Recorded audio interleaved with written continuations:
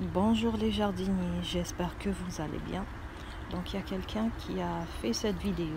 Donc il était en contemplation devant ce joli papillon en train de butiner des fleurs jaunes. Sauf que cette personne ne sait pas par quelle phase et quel crime a-t-il commis avant de devenir un aussi beau papillon prisé par les photographes. Personnellement, je préfère une citrouille déguisée en monstre d'Halloween. Elle est plus adorable. Imaginez qu'un parasite s'installe dans vos veines et suce tous les nutriments qui passent dans votre sang. Voilà ce qu'il a fait à mes courges. Donc, j'ai perdu à peu près 80% de mes plantations de courges. C'était un vrai massacre dans les courges de famille Maxima et Pepo. Les Maxima, comme par exemple les potimarrons, les potirons, en général toutes les grosses courges, les courges spaghetti aussi, mais aussi les familles des Pepo, comme par exemple les courgettes, les zucchini, les pâtissons, les torticolis. Voilà, donc toutes ces courges que j'avais plantées, elles y sont passées et c'est la quasi-destruction.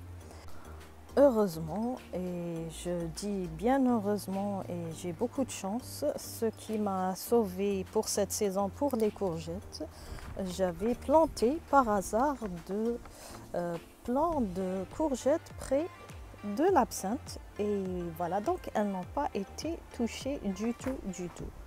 Voilà, donc ça c'est une bonne nouvelle. Je découvre que ce papillon, l'absinthe le fait fuir.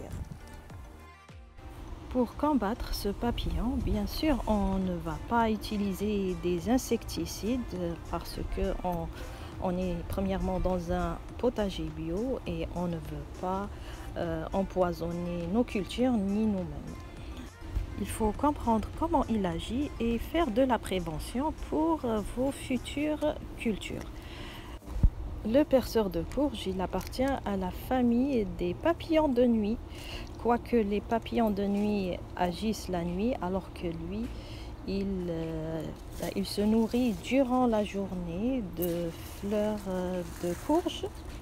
Donc, il se nourrit de nectar et il aime toutes les fleurs qui sont jaunes. Voilà, donc je ne comprends pas pourquoi il appartient aux papillons de nuit, mais bon.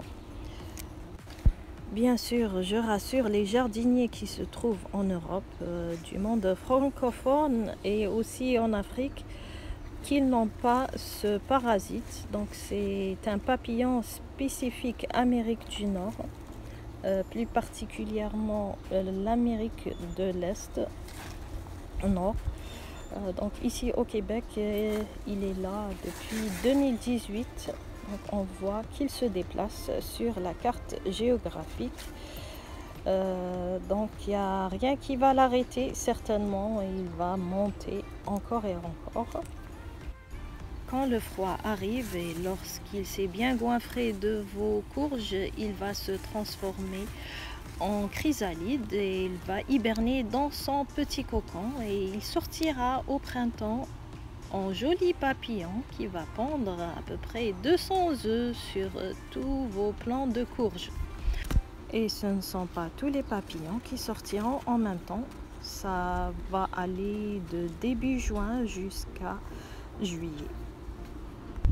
Voilà à quoi ressemblent leurs œufs.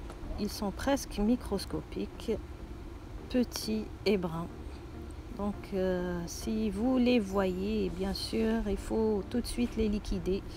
Sinon, ça va mal se passer pour votre plant. Et pour la prévention, je vous conseille de couvrir vos jeunes plants avec un filet comme pour les bas. Ça découragera le papillon à pondre ses œufs sur vos plants. Sinon, il existe une autre solution, c'est de planter que des courges musquées de la famille des mouchata, comme les butternuts. Les papillons pondent dessus, sauf que les larves n'arrive pas à percer la tige et donc elle meurt avant de pénétrer le plant. On peut peut-être s'en passer des courges maxima, mais pour les pépos comme les courgettes et les zucchini, donc l'été sans les courgettes, c'est un peu inconcevable. Donc après, il faut enlever bien sûr les filets pour laisser la photosynthèse se dérouler comme il faut. Donc je vous conseille de mettre un papier aluminium autour de la base pour éviter la pente, car si la larve va dans les racines, la durée de vie du plant sera écourtée. Si vous avez localisé une larve sur votre plant, c'est-à-dire vous allez voir que la tige de votre plant change de couleur du vert au jaune et il y a un trou où là la pourriture sort, c'est-à-dire qu'il y a un ver qui est implanté là.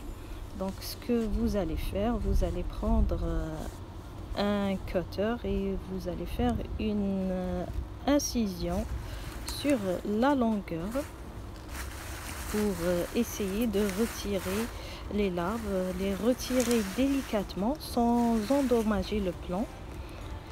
Apporter de la terre sous les racines des tiges secondaires, ça pourrait stimuler votre plant et il va redémarrer et pourra vous faire des fruits. Voilà, je vous montre une courge spaghetti dont le plant était infecté et je l'avais déjà jeté. Donc j'ai remarqué il y a quelques jours qu'il y a de la pourriture sur la courge. Donc j'ai soupçonné qu'il y avait une larve à l'intérieur. Voilà, donc j'ai trouvé une larve qui se nourrissait de la courge. Donc tout est possible, les larves peuvent se nourrir du fruit. Voilà, donc je pense que j'ai coupé la tête en l'ouvrant. Voilà, je vous donne mon propre conseil d'après ma propre expérience. Si vous n'avez pas de plant d'absinthe dans votre potager, allez-y, c'est le moment d'en avoir un. Et lorsque la prochaine saison arrive, et pour assurer d'avoir des courgettes dans votre jardin pour l'été prochain, donc plantez au moins 2 plants près de l'absinthe. Et si vous en avez plusieurs plants d'absinthe, ce serait bien. J'ai réussi quand même à avoir quelques fruits. Ce qui m'a sauvé, c'est que j'ai démarré les plants tôt au printemps, lorsque le papillon n'était peut-être pas sorti de son cocon, car il commence à pondre ses œufs vers début juin. Je dois peut-être remercier aussi le rongeur qui a mangé tous mes semis au printemps, ce qui m'a poussé à faire beaucoup de plants pour assurer une bonne culture de courges. Comme dit le dicton, à chaque chose malheur est bon.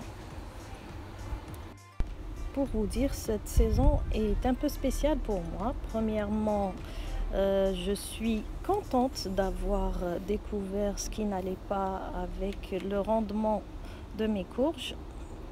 Donc il suffit de faire de la prévention pour les années à venir. On connaît maintenant le problème. Donc j'aimerais bien que vous partagez cette vidéo, surtout pour les gens qui habitent dans la région de Montréal.